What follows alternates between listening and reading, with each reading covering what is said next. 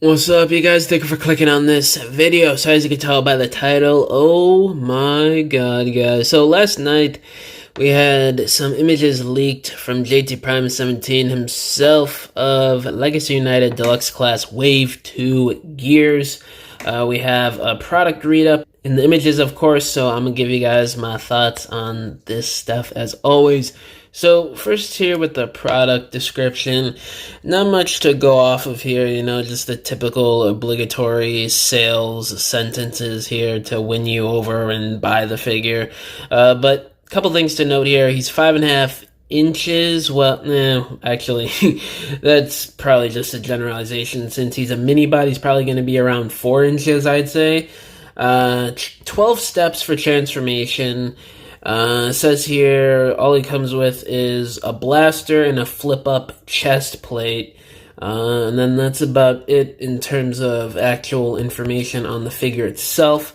So let's look at these images. He looks great. He's not going to be a one-to-one recreation of what we saw in the G1 cartoon, which is fine with me. I honestly don't care as long as the figure itself actually looks really good. And he does, I don't know, Gears has always had like an awkward sort of design to me, especially with the head and in certain parts of the upper section of the body. But he does look good. I don't know, there's just something about it that's just weird and funny looking anytime I look at the robot mode for this figure, but he does look good for what he's supposed to be. He's Gears, G1 Gears, so. And you get a glimpse of the chest feature on the back of the box here. That's the only image we have of the chest gimmick itself so far. And it's a reference to that one G1 episode where he got mind-controlled or whatever by Megatron in the Decepticons. I can't remember the details off the top of my head, but I asked one of my friends, hey, what's up with this chest gimmick? And he told me it was from that episode where the Decepticons captured him or whatever. I haven't watched that in a long time. It's been a couple years, but that's a pretty cool reference. I do like that. It would have been nice if they added some extra silver paint, and I think there was like some blue and red colored buttons or gadgets in there, if I remember correctly from the drawing. So, whatever, missing paint is what is. At least they put that nice little feature in there. But other than that, only 12 steps for transformation. This is still $25 deluxe. He's shorter than the average deluxe.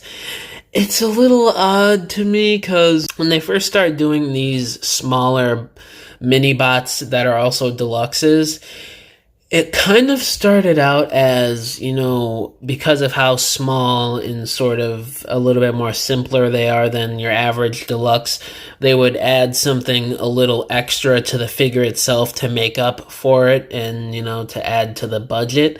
But I don't know, I really don't see this measly little chest gimmick adding so much value to the production and budget of the figure and adding so much value, making people pay, $25 for this. But, and the wheels are still mushroom pegs. Usually with these mini bot figures, from what I can remember, the wheels are pinned on. So I don't know about that, but at least they did, take some time and consider the clear plastic issue. This is solid plastic with blue windows painted, which is absolutely perfect. If y'all know me, I despise clear plastic windshields because A, it makes the figures more brittle, and B, it's not even like you see actual car stuff on the inside. It's just robot junk and kibble that you see, and it totally throws off the illusion of, robots in disguise. So, unless if you're doing actual car details, interior details, like what they did with alternators in certain, Generations mainline figures over the course of what, like 15, 20 years, clear plastic windows look terrible, so I'm glad they took the route of solid plastic with the blue paint on there. I think that looks fantastic. Truck mode looks pretty good. Nice painted silver grille with the yellow headlights. Again, that windshield looking nice, much better than the clear plastic. And his gun, nice little black gun. No paint on it, unfortunately, but it still looks pretty decent. It sort of reminds me of like a machine gun or something like that with the clip at the bottom there, which is pretty cool. It looks like his head is a little bit more wider than it should be. I don't know for sure, but it does seem just slightly too big, and I don't know, the shape, the head just looks a little weird to me. I don't know what it is. Maybe I'm just misremembering his design here, but I don't know. It's something about the head shape and the size of the head. But, you know, not much else to go off of here. Another Minibot G1 Deluxe down for our collections, and I gotta say, you know, he's got a few things right off the bat that are a little dicey. The head sculpt, in my opinion, and no pinned-on wheels, and the fact that there's really nothing else extra added to this Deluxe that I can see other than, you know, the solid plastic windshield and the chest feature gimmick. But I don't know. He does look pretty good. It's just a little weird, you know, with some of the newer mini bots. Even with Huffer, you got a few extra pieces with the engineering, like the clear plastic inserts, and you got the extra weapon that transformed and stored in vehicle mode. So I don't know, it feels like he's a little lacking for a mini bot, but that just might be me. Still haven't seen a review, don't know what his articulation looks like, but the articulation does look pretty good. Hopefully he has a nice ball jointed head so he could look up and, you know, tilt his head side to side for some nice expression in photography or stop motions. But who knows? With the shape of that head, I don't think you're going to get too much play out of that. But the double joint elbows look great. Wrist swivel, ankle pivot.